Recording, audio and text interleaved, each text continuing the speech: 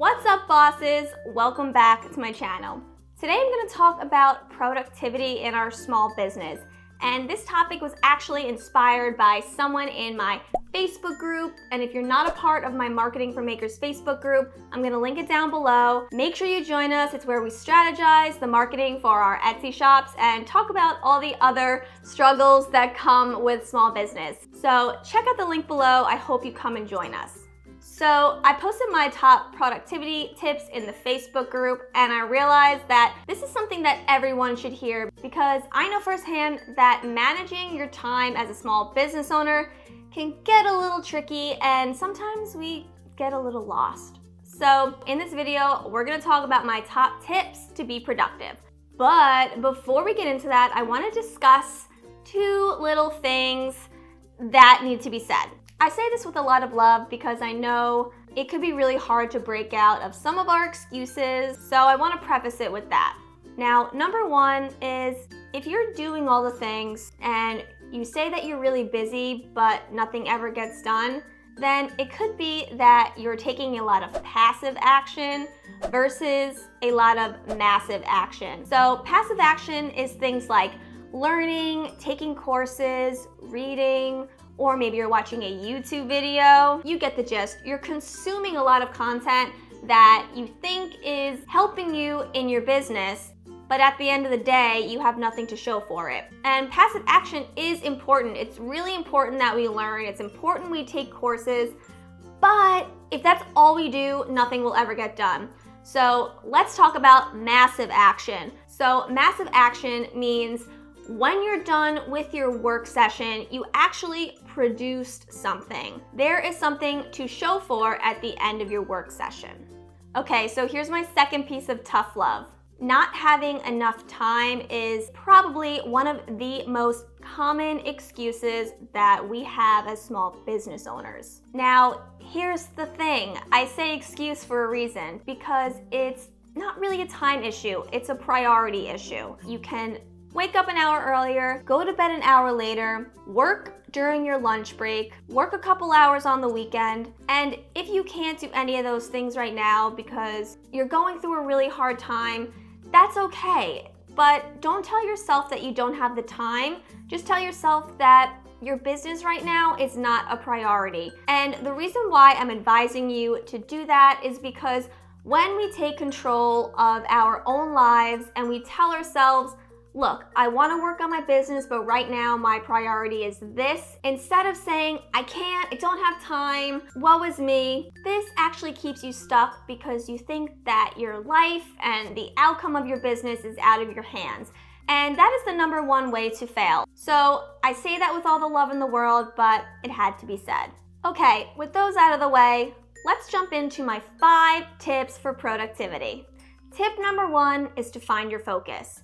So I noticed that a lot of Etsy shop owners have a variety of different types of items on their shop. So if you narrow your focus to one main product line, it's going to be a lot easier to know what to do. I'm not saying to remove all of your listings if you have a variety of different types of items, but pick one main product line to really focus on. Now, if you have no idea where to start, I would start with the one that sells the most. And if you don't have a product that sells the most, then start with the one that you enjoy making the most. So now that you have your one product line, you can work on improving your SEO, you can work on your listing descriptions, your product photography, and you just have a clearer focus of what to do and where to go. Tip number 2 is to set realistic expectations. Now, I mean setting realistic expectations for yourself, meaning when you're scheduling out your to-dos, you're allotting an appropriate amount of time that you can get all of that work done. And I also mean set expectations for your customers. So if you're always trying to rush to get an order packaged and sent out, maybe you need to make your lead time and your shipping times a little bit longer to give yourself that extra buffer. Now, I would suggest that you actually edit your processing times in Etsy. So you say it's going to take a little bit longer than it actually will because you want to under-promise and over-deliver. People will always be happier when they receive something earlier than if they receive something on time or late. So under promise and over deliver. Tip number 3 is to stay organized. So I used to keep my champagne flutes that were ready to design in a separate bin. I would keep my shipping materials in a separate bin and then my vinyl in a separate bin.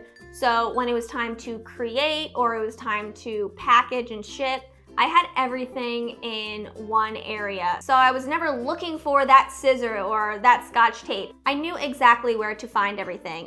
And being organized like this really saved me a lot of time.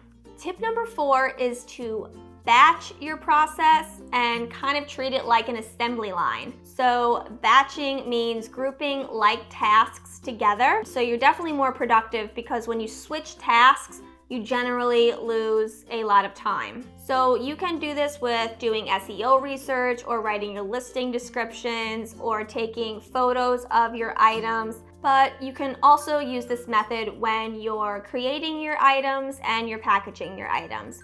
So when I was selling champagne flutes, I had a 2-week lead time before I shipped my item. So that meant I had enough lead time to let some of the orders pile up. So after I got a handful of orders, I would size out the text, print the text out on the vinyl, I would peel all of them, I would apply all of them, and then I would take a break, and then the next day I would come back to it and I would fill each flute with tissue paper, package it, and ship it. So I did everything in big batches instead of just doing one-off orders. And this definitely helps speed up the process. So I would definitely batch-like tasks and create your order fulfillment and shipping process like an assembly line. Tip number 5 is accountability. So the best way to stay accountable, at least for me, is to schedule it in my calendar. You can use just a to-do list, but I actually suggest using a project management tool if that works for you, like Asana or Trello or Monday.com. Those are just 3 examples of project management tools. I'm currently trying out Asana, and here's an example of how you can actually schedule out some of your tasks. So when you're done with something, you can actually just check it off. This will help keep your batching organized and you'll be able to stay accountable every day. Okay, bosses, so those were my 5 productivity tips. Let me know if you have any really good productivity tips to share with us. Leave them in the comments below. Don't forget to join my Facebook group and give this video a thumbs up and subscribe to my channel if you like videos about small business. Thank you so much for watching, and I will catch you in the next one. Bye, guys.